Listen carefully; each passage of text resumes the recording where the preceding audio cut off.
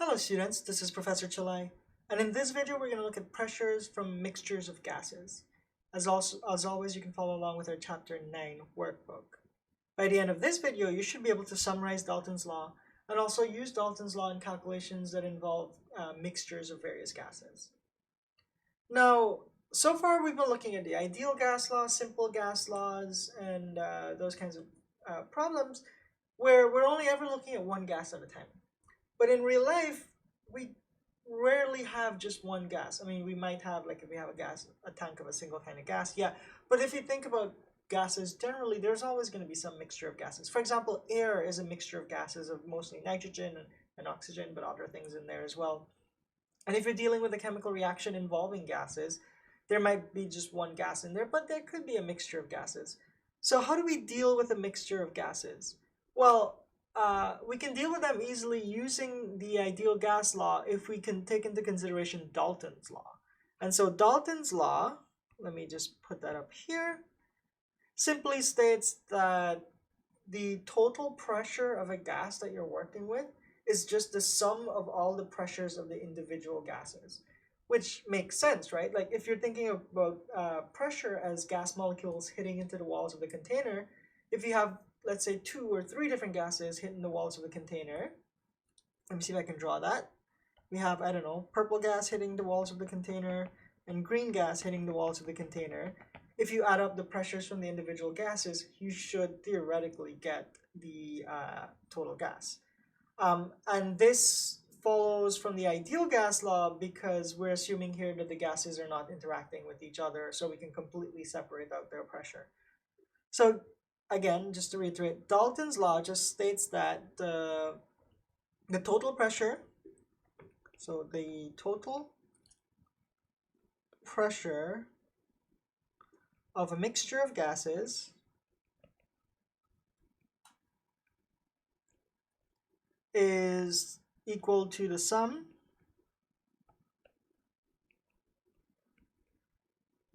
of the, what we're going to call partial pressures. So the pressure of one of the gases in a mixture of gases is, we're going to call that the partial pressure. So it's equal to the sum of the partial pressures of each component gas. So that's what we're summarizing in this second equation here. If you have some gas mixture containing gas A and gas B, and whenever we're talking about a specific gas, the pressure of a specific gas, we're going to use the subscript like we do here. So if we have a gas A and a gas B, the total pressure is just going to be the partial pressure of gas A and the partial pressure of gas B. If there are more gases in there, we just keep adding them up. So what does that mean for ideal gas law equation? Well, we're going to look at the partial pressure of any individual gas times the volume that all of the gases are in is going to be equal to the number of moles of that gas times R times T, right? So here, Na is the number of moles of gas A. The partial pressure of gas A times the volume is equal to the number of moles of gas A times R times T. That way, even if we have a mixture of 2 or 3 or 5 or a billion different gases together, we can still use the ideal gas law by just looking at one gas at a time. The pressure of that one gas at a time, the number of moles of that one gas at a time, and all the other equations that we looked at for gas laws still applies. But we're now only focusing on one of the gases as long as we know what the partial pressure is instead of the total pressure. All right, another thing that comes in useful is, since we know the number of moles of one of the gases, let's say number of moles of gas A, if we know the total number of moles, that ratio, which will be somewhere between 0 and 1, is what we call the mole fraction. It's just what fraction of the total gas is of one kind. The symbol that we use for that is chi, right? It's a Greek symbol that kind of looks like an X, and the A here just says that we're looking at gas A. Okay, so what that means is that if we take the partial pressure of one of the gases and divide it by the total pressure, that's going to be similar to taking the number of moles of one of the gases and divided by the total number of moles, right? How do we get that equation? Well, let's look at gas A. We said that the pressure of A times the partial pressure of A times the volume is equal to the number of moles of A times R times T. And the regular gas law equation is just PV is equal to nRT. So if we divide these two equations by each other, right, the volumes cancel out, the R's cancel out, and the T's cancel out, and so we get the partial pressure of A divided by the total pressure, right, this is total, is equal to the number of moles of A divided by total number of moles. And remember, that all is the same, this ratio here is the same as the mole fraction. So we could also write this as being equal to the mole fraction of A. So now we've identified a few new concepts here. Partial pressure, which is just the pressure of one of the gases in a mixture. The number of moles of a gas, which is just the number of moles of that one gas in a mixture. The mole fraction, which is the number of moles of one gas divided by the total number of moles of all of the gases. And also that the partial pressure over the total pressure is the same as the number of moles of one gas over the total number of moles, which is the same as the mole fraction. Now let's use this in practice in trying to solve problems where there can be more than one types of gases in a mixture. Let's look at number 24. We have a gas mixture containing an equal number of moles of helium and neon, right? Equal number of moles. The total pressure of the mixture is 3.0 atmospheres. What is the partial pressures of helium and neon? Some of you might already have the answer. If you don't, just pause the video and think about it for a little bit, and then you can unpause and we can go over it together. Okay, so they have an equal number of moles. So which means the total, the mole of helium is half of the total number of moles, and the moles of neon is half of the total number of moles. So the partial pressure, so the mole fraction here will just be 0.5, right? And so the partial pressure over the total pressure will also be 0.5, which means these two gases, they have equal number of moles, should have the same ratio of pressures, or equal pressure, if you will. Which means that if the total pressure is 3, these two gases have equal pressure, then the partial pressure, let me zoom in here, partial pressure of helium, that's how I'm going to write that, big P subscript He, will be equal to the partial pressure of neon, right? And they should be equal to half of the total pressure, so that will be 1.5 atmospheres. Again, we look at this equation. The partial pressure is the volume times the number of moles times R times T. The volumes are the same, the temperatures are the same, R is always the same. They have equal number of moles, so they should have equal pressure.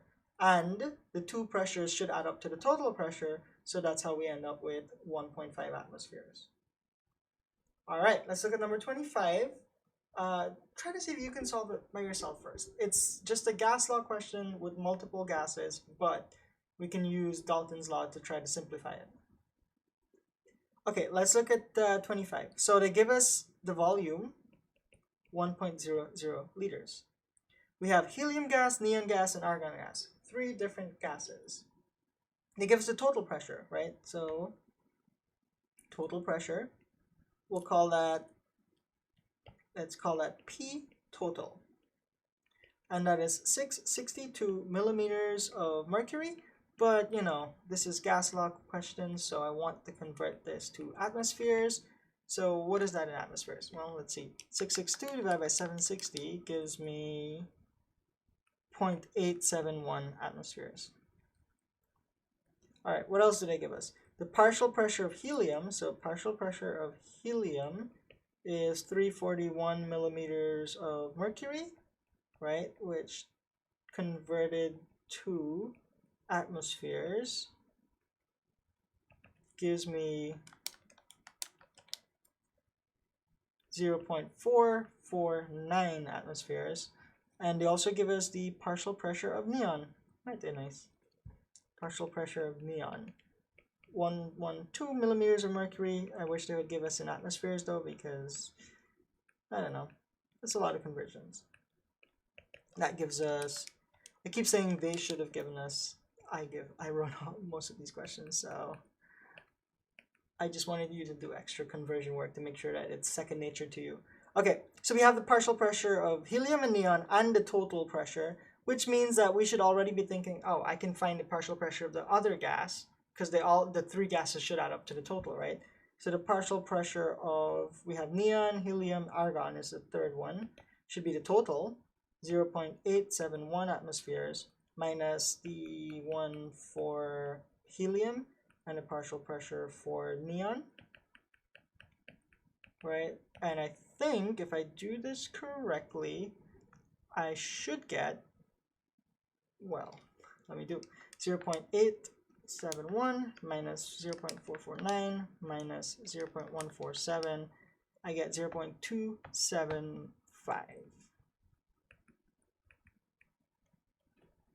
Okay, so 0.275 atmospheres. What else do they give us?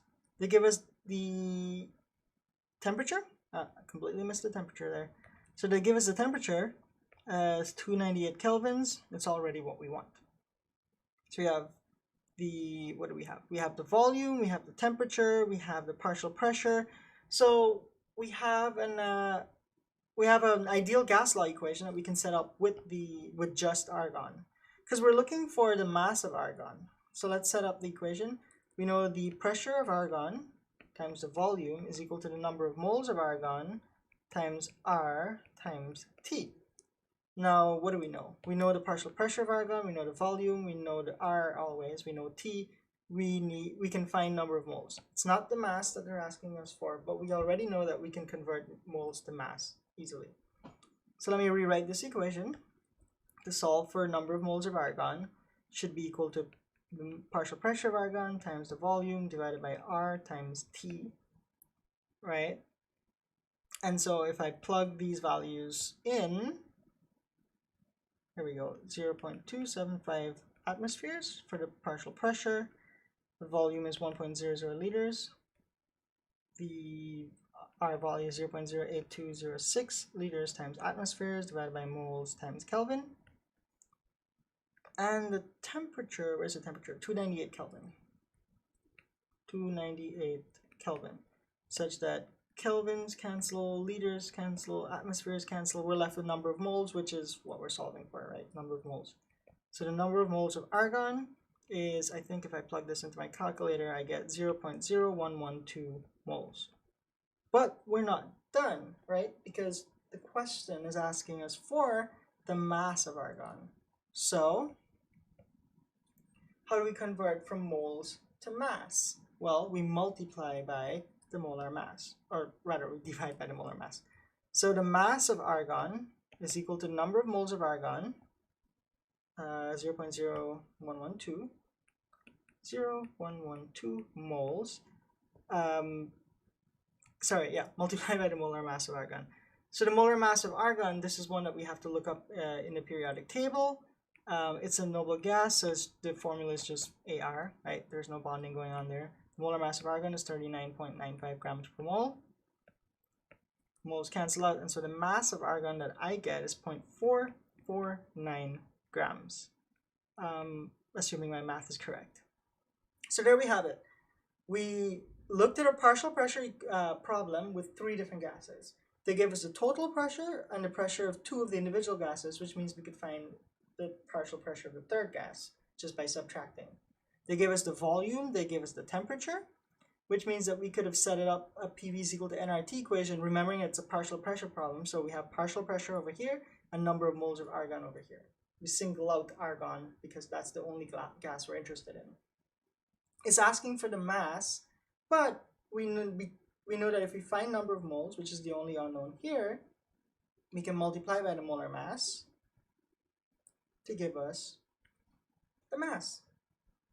Okay, let's, I'd like you to try number 26 on your own, similar type of question.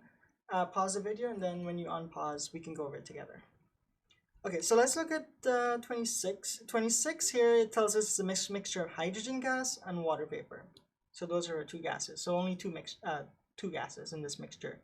The total pressure, not T, T is temperature, P total is 755 torrs. But again, somebody wrote this in torrs, so we need to convert this to atmospheres, which comes out to be 0.993 atmospheres. So that's the total pressure. the water vapor has a pressure of 24 torrs. So that's the partial pressure of the water vapor, which is H2O, 24 torrs. Again, I need to convert. There we go, convert, good conversions. 0.032 atmospheres. Okay, what else do we get? The question is asking for the amount in moles, so that's N, of hydrogen gas. So hydrogen gas has a formula H2. So that's the unknown that we need to solve for. They give us the volume, 1.55 liters, and the temperature is 298 kelvins. So we have all of the pieces of information to set up an ideal gas-law equation with partial pressures. The partial pressure of hydrogen times the volume is equal to the number of moles of hydrogen times the ideal gas constant times T. And we don't have the partial pressure of hydrogen, so let's solve for that now. It's going to be the total pressure, 0.993, minus the partial pressure of oxygen, 0.032. And so this comes out to 0.961 atmospheres. Okay, so now that we know the partial pressure of hydrogen, we know the volume, we know the R, we know T, we just need to find the number of moles. So let's rewrite the equation to solve for number of moles of hydrogen. It's the partial pressure of hydrogen times the volume divided by R times T. So now it's all just substituting. So 0.961 atmospheres. The volume is 1.55 liters. R is always 0.08206 liters times atmospheres divided by moles times Kelvin. And the temperature in Kelvin was 298. That's one too many parentheses. I got parentheses happy there. All right, liters, atmospheres, kelvins. We're left with moles, which is exactly what we want because we're solving for number of moles. This comes out to be 0.0609 to 3 sig figs moles. Okay, so far we've been dealing with a couple of questions about partial mixtures. One of the places where partial pressures comes in handy is when we look at deep sea diving tanks, right? So we know that when we breathe in air above water, it contains nitrogen and oxygen mainly, and some other stuff. About, I don't know, 80% nitrogen, 20% oxygen, more or less. So if we're breathing air at 1 atmospheres, then and it's 80% to 20% nitrogen to oxygen, the partial pressure of oxygen is around 0.2 atmospheres or so. Exact value depends on where you are. When you're doing deep sea diving, we can't just put nitrogen and oxygen in your tank because the deeper you go and higher the pressure becomes, your cells start to absorb the nitrogen, and it causes you to become essentially loopy or drunk. So that's very dangerous for somebody diving really deeply. You can't have a drunk deep sea diver. That's not going to end well. So usually they try to do other types of mixtures of gases in those deep sea tanks. One of those is called a heliox, right? It's a helium-oxygen mixture. And so these few questions are just dealing with that heliox mixture that you might need for deep sea diving. So let's look at this first question. In fact, I would like you to pause first and try to figure it out because this is another partial pressure question which you should have a little bit of experience in right now. And attempt it on your own, and then you can unpause and we'll go over it together. Okay, so we're dealing with a heliox mixture in a tank. So it's a mixture of gases and therefore a partial pressure problem. They tell us the volume. I always like it when they tell us the volume. And it's in liters too, so we don't have to convert anything. They tell us that we have the mass of helium is 24.2 grams. The right, that's right there. And the mass of oxygen, O2 is the formula for oxygen, is 4.32 grams. What else they tell us? They tell us that the temperature is 298 kelvins. They want us to calculate the mole fraction and partial pressure of each component in the mixture. and the total pressure of the mixture. Okay, so they give us the volume, they give us the number of moles, they give us, well, they don't give us the number of moles, actually. They give us the masses. So let's try to figure out how to proceed from here. So we know that in our gas law equations, this is a partial pressure one. If we're thinking about, let's say, the helium gas in this mixture, then the partial pressure of the helium times the V is equal to the number of moles of helium times R times T. Or if we're thinking about the total gas, right, the total pressure then will be times the volume will be equal to the total number of moles times R times T. Now they don't give us number of moles. They do give us the masses of the two gases. We know that we can convert from mass to number of moles easily, so let's do that. The number of moles, N of helium, will be the mass of helium, right, 24.2 grams, divided by the molar mass of helium, which on the periodic table is about 4.00 grams per mole. So we get, let's see if my math is correct, 6.05 moles. We can do the same for oxygen, not M is mass. We need the number of moles of oxygen, and they give us 4.32 grams, right, divided by 32.00 grams per mole, because the formula is O2, and this becomes 0.135 moles.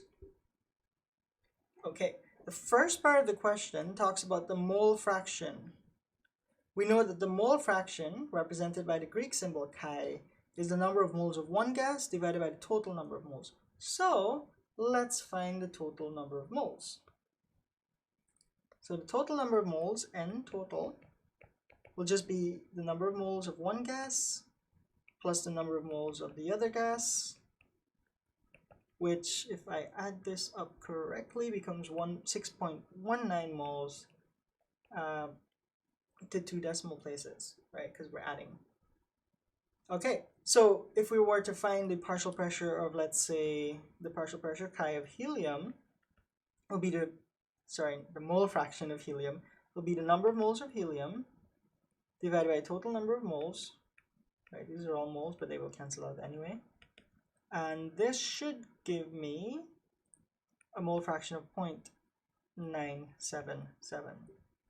Mole fraction of oxygen, same thing, 0.135 moles divided by 6.19 moles. I get a mole fraction of 0.0218. Notice that mole fraction doesn't have a unit. It's a ratio, and so the units cancel out. Okay, so these are the mole fractions. We got that bit. Now we need to calculate the partial pressures and the total pressures. Now, what did we talk about earlier? Let me just pull up the equation. The partial pressure of any one gas, in this case I wrote for helium, times the volume is equal to number of moles times R times T. We know the volume, we know number of moles, right? We just solve for number of moles. We know R, we know T. Did I give us T? Yeah, T is 298 kelvins. So we can find the partial pressure of each individual gas. So let me start with helium. Partial pressure of helium times the volume is equal to number of moles of helium times R times T. If I want the partial pressures, I have to divide by V on both sides, right? So I'll just bring this closer. Here we go. So number of moles, we use 6.05 moles times R, that's a 0.08206. Liters times atmospheres divided by moles times Kelvin. Let me zoom in so I can write hopefully a little bit neater. The problem is when I zoom in, I forgot all the numbers that we wrote. So the temperature is 298 kelvins. So 298 kelvins. This was not T. What was this? That was V. I wrote the wrong thing. There we go. And the volume is 12.5 liters. So in this equation, let's see, moles cancel with moles, kelvins with kelvins, liters with liters. We're left with atmospheres, which is exactly what we want because it's a partial pressure. And so if I punch those numbers in my calculator, which I'm doing so now, I get 11.8 atmospheres. So that's the partial pressure of helium. I could do the same thing, right? For oxygen, partial pressure of oxygen will be number of moles of oxygen, right? So 0.0218 moles times 0.08206 mole liters, right, times atmospheres, divided by moles times Kelvin, times the same temperature of 298 Kelvin, divided by the same volume, 12.5 liters. Why the same volume? Because it's in the same tank. Liters, and nope, atmosphere does not cancel with anything. Let me try to erase that. There we go. Kelvins cancel, moles cancel. We're left with a partial pressure of oxygen of 0.0218 times 0.08206 times 298 divided by 12.5. I'm left with 0.0426 atmospheres. So in this mixture, we have 11.8 atmospheres of helium and 0.0426 atmospheres of oxygen. And they're asking for the total pressure. I should have given a lot more space to do this single problem, but that's okay.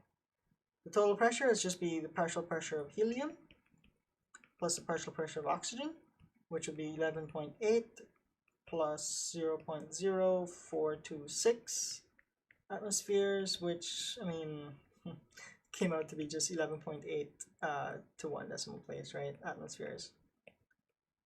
Because of how sig figs work. I'm trying to think, I may have, I would like you to double check my math, but I think these numbers look correct. Let me just double check. 0.0218 times 0.08206 times 298 divided by 12.5. Yeah, that number seems correct. Okay. If I made a mistake somewhere, please let me know. But there it is. We found the mole fractions of each of the different gases. We used the mole fractions in the we found a number of moles of each gases, which led us to the mole fraction, right? We also used the number of moles in partial pressure ideal gas law to find the partial pressure of each of the different gases, and then we found the total pressure by adding up those partial pressures. All right, that's a lot of different steps, but it's not using anything more than we already know, which is the partial pressures should add up. The mole fraction is just one of the moles of one gas divided by total number of moles. And the equation we're using is still PV is equal to nRT. It's just for one gas at a time. Okay, let's try number 28 on your own, and then you can unpause the video and we'll go over it together. So again, we have a heliox mixture. They give us the mole fraction of oxygen. So they're asking us what is the total pressure needs to be for the partial pressure of oxygen to be 0.21 atmospheres. So the partial pressure of oxygen is 0.21 atmospheres. Okay, so they're wondering what the total pressure is if the mole fraction, they already give us the mole fraction of oxygen of 0.050 millunits. So if we come up to this equation all the way up here, we see that the partial pressure divided by total pressure is the mole fraction. So let's use that. All right, so let's use it over here. Partial pressure of oxygen divided by total pressure is equal to the mole fraction of oxygen. So we want to solve for the total pressure, so let's, what do? We multiply both sides by the total pressure. We divide both sides by the partial mole fraction. So this gives us a total pressure that's equal to the partial pressure of oxygen divided by mole fraction of oxygen. So all we got to do at this point is fill in units. The mole fraction is 0.050 no units. So then our total pressure units will just be in atmospheres, which, makes sense. If we divide 0.21 by 0.05, I believe we get 4.2 atmospheres. All right, so that's a pretty long video. I hope I didn't lose any of you here. But to summarize, we're talking about mixtures of gases. Dalton's law states that if you have multiple gases, the pressure of each individual gas should add up to the total pressure, right? In that case, we could use the ideal gas law for an individual gas as long as we use the partial pressure of the gases and the number of moles of that one specific gas. Another thing we learned about was the mole fraction, which is the number of moles of one gas over the total number of moles of gases, using this Greek letter chi. We also learned that the partial pressure of one gas over the total pressure is equal to the partial number of moles of one gas over the total number of moles, which is also equal to the mole fraction. And then we solved a lot of problems involving partial pressures. If you have any questions, please let me know. But in our next lab, we're going to talk about collection of gases over water, which is one of the ways that we can collect gases in the chemistry experiments in the lab. We'll see you then. Bye.